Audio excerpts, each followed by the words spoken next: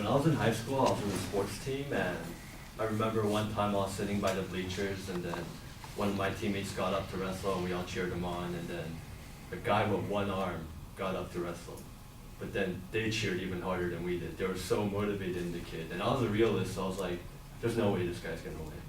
And then he won. So I was just shocked. And then that just showed me that school sports don't even just get you fit, they also help you mentally, and they also help kids improve their social life. So that's what I'm gonna go over. The first thing I'm gonna go over is how it helps in reducing obesity.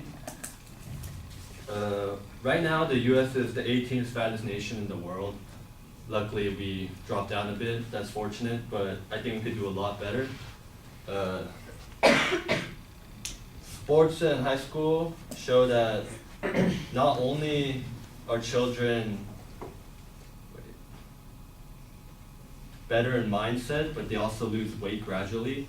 I'm a prime example of that. When I went in freshman year into my sports team, I weighed 235, and now I weigh 180. So it's a prime example right there.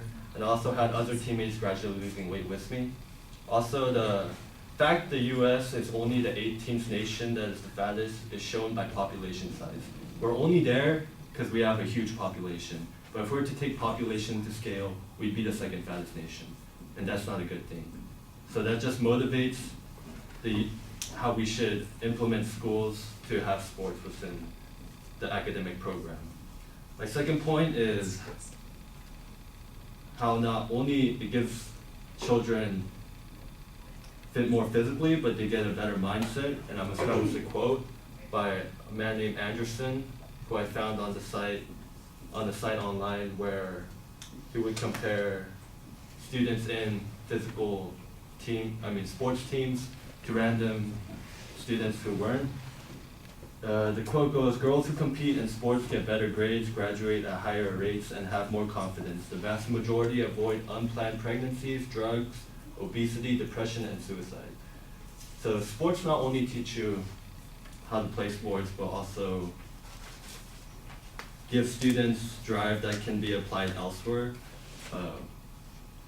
One thing I can mention is how my wrestling coach would always motivate his players, whether we win or lose. Of course, you get mad when we lose, but the most key important fact was that we tried our all.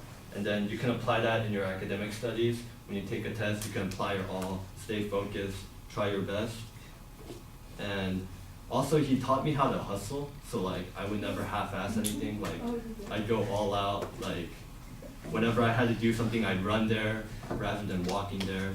If I had an assignment, I'd try to get it done on time, but college kind of got the better of me.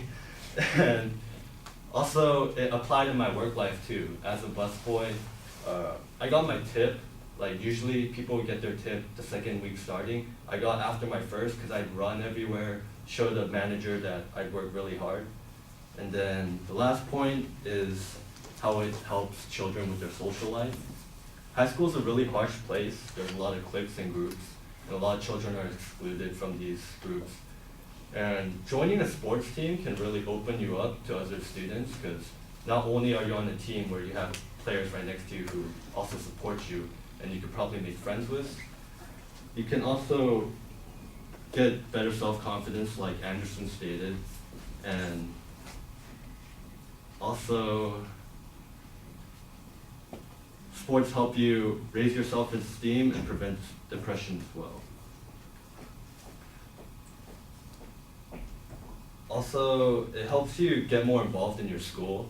So you don't just have to stop at sports. After you realize sports is a good program the school offers you, you can try ASB or other programs like clubs, and you could really expand your mindset to your school. And that helps you enjoy your high school experience, and also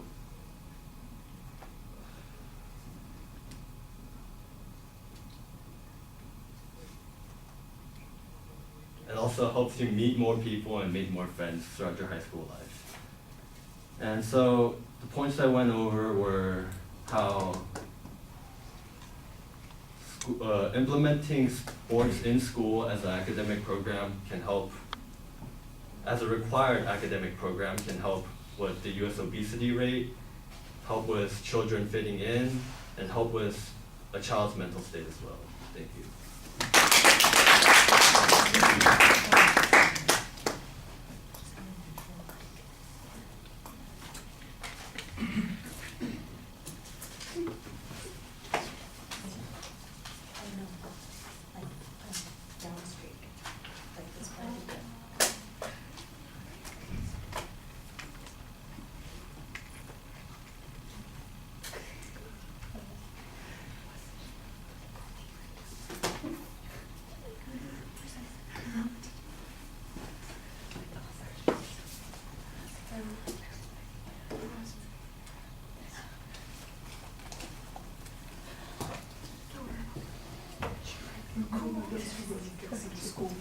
All right, Aline, what did you think?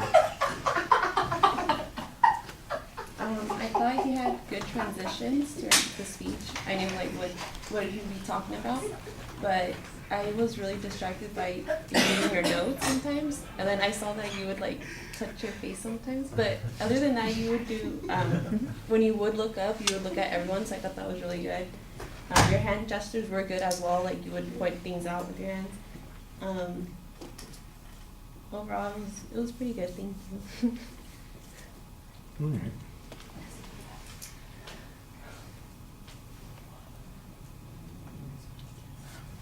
All right. It really feels like we've got like a good first draft of your argument here.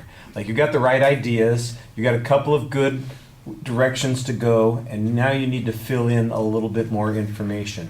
For instance, all that stuff about the social benefits of participating on a team, I think that's probably a good idea and a good argument, but all you have to support it are hypothetical examples that you've invented, and you need to find some data to back that up. I'm sure that there's research out there that's looked at those kinds of things.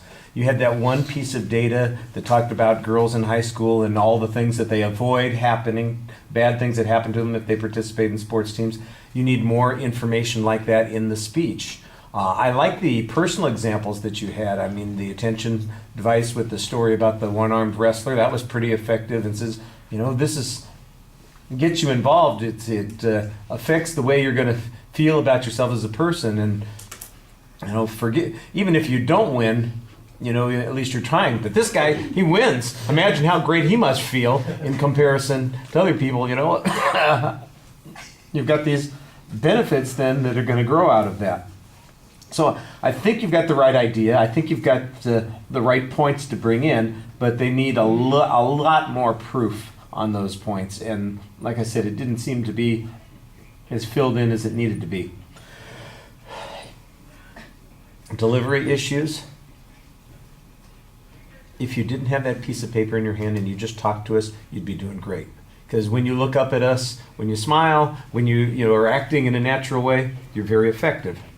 But you're not that way most of the time. You frequently have both hands on that piece of paper holding it. You start looking down there. This is apparently where my speech is, right in front of me on this page. So I have to look at that. Instead of the speech being in your head and your heart, and you're presenting it to the audience. So you need to work on that.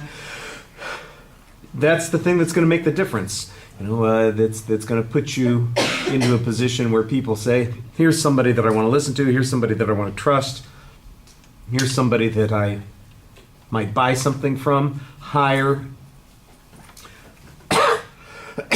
learn something from. All of you guys have a lifetime ahead of you of having to talk to people. You want to do a good job at it, because things will go better for you.